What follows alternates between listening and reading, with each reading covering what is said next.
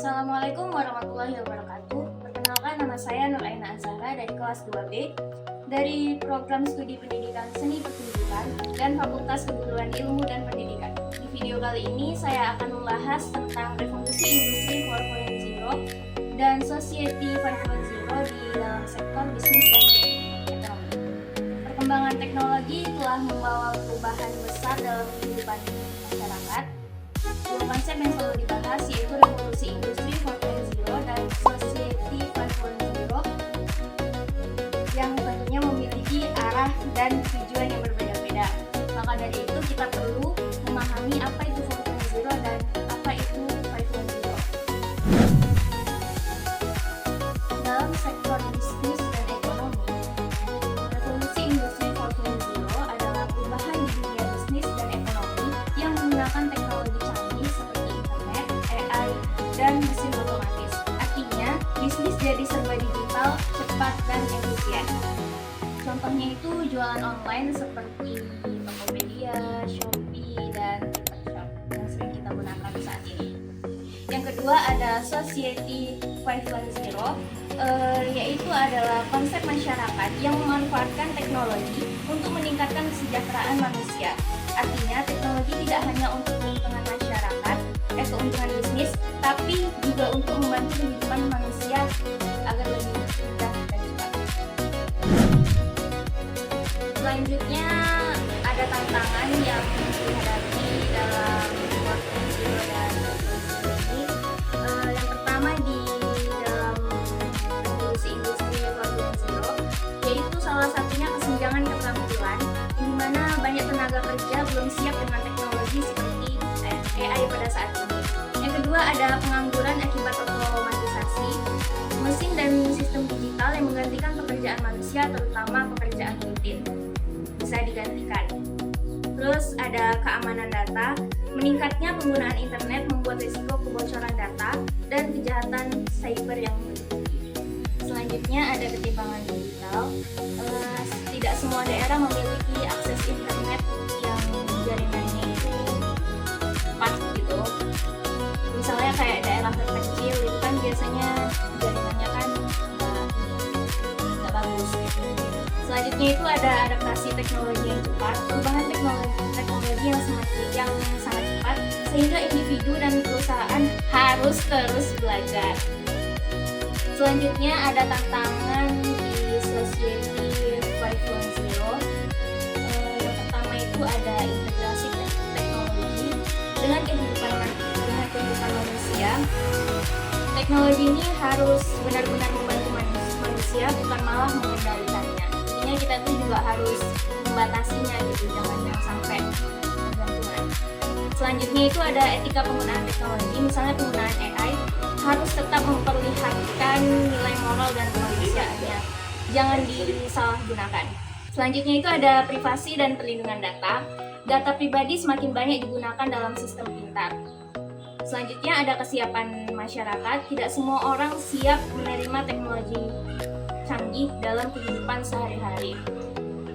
Kayak misalnya orang-orang tua itu kan nggak terlalu paham dengan sistem digital saat ini. Jadi intinya kesimpulannya itu kalau industri 4.0 itu fokusnya pada perkembangan teknologi, kalau society 4.0 itu fokusnya pada kesejahteraan manusia untuk memudahkan manusia.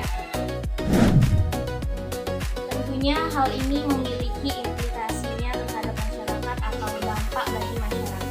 Ada dampak positifnya dan ada dampak negatifnya. Dampak positifnya itu bisa membuka peluang usaha, kayak misalnya online itu kayak Shopee, TikTok Shop, Tokopedia dan lain-lain. Terus selanjutnya ada mempermudah transaksi kayak e-wallet, mobile banking. Jadi kita tuh sekarang nggak perlu pakai uang cash tapi bisa sistem digital. Selanjutnya itu ada produk dan layanan lebih mudah diakses dan meningkatkan efisiensi dalam bekerja. Untuk dampak negatifnya itu yang pertama ada persaingan bisnis yang tentunya semakin ketat. Terus juga banyak pekerjaan tergantikan oleh mesin, kesenjangan digital yang seperti tadi tidak semua orang paham dengan teknologi. ada risiko penipuan dan kebocoran data. Contohnya itu ada dalam kasus pada tahun 2023 lalu, yaitu penipuan TikTok Shop di Indonesia yang tutup sementara.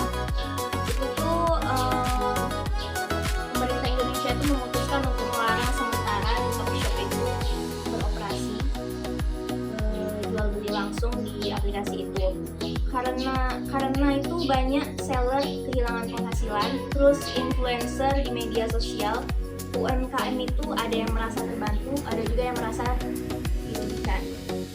Penyebab utamanya itu dianggap mencampur media sosial, dikhawatirkan mematikan usaha kecil atau pedagang kecil dan masyarakat. Hal ini tentunya memiliki dampak positif dan dampak negatifnya. Dampak negatifnya itu banyak penjual kehilangan omset secara tiba-tiba, terus afiliator hilang pekerjaannya, bisnis yang tergantung penuh pada TikTok Shop dan terganggu. Dampak positifnya itu pemerintah mencoba melindungi UMKM lokal, mendorong perdagangan yang lebih adil. Kalau dalam kasus ini, revolusi industrinya itu yang 4.0-nya itu TikTok Shop adalah contoh bisnis digital modernnya yang bisa serba cepat dan berbasis teknologi. Nah, kalau di Society 5.0-nya itu pemerintah itu ingin teknologi itu tetap berpihak pada masyarakat dan melindungi pedagang-pedagang kecil lainnya. Intinya itu berfokus pada kesejahteraan manusia dan keadilan sosial.